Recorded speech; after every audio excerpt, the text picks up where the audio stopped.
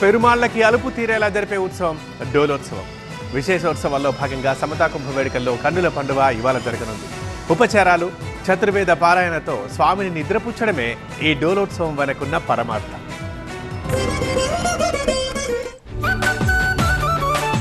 సమతా కుంభ బ్రహ్మోత్సవాల్లో మరో విశిష్టత డోలోత్సవం.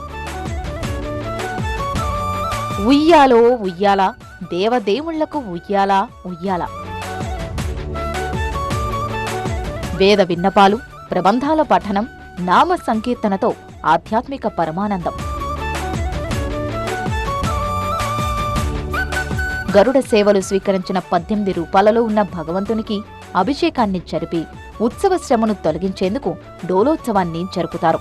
పెరుమాళ్లకి మన హృదయ మందిరమే ఊయలగా ప్రేమతో జోలపాడే ఉత్సవం ఇది. ఆ 8వ రోజు నాడు డోలోత్సవం అని భగవంతుణ్ణి ఊయల్లో ఊపేటటువంటి ఒక అందమైనటువంటి కార్యక్రమం. ఎవరైతే ఇక్కడ మనకి వాహనాల్లో వేయించేస్తున్నారో వారందరికీ కూడా వాహనాలు ఊయలలు ఏర్పాటు చేసి దాంట్లో డోలోత్సవాన్ని జరిపిస్తారు. ప్రతి ఆలయంలో రాత్రి సమయంలో ఏకాంత సేవగా పెరుమాళ్లకి సమర్పిస్తారు.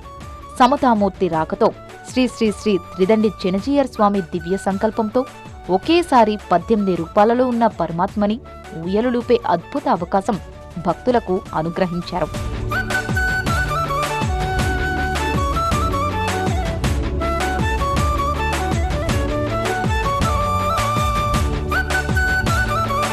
మది నిండా భక్తితో డోలోత్సవాన్ని దర్శిస్తే డోలాయమానం అంటే సందిగ్ధత పరిస్థితి, సంశయాలు తొలగి సకల శుభాలు కలుగుతాయి.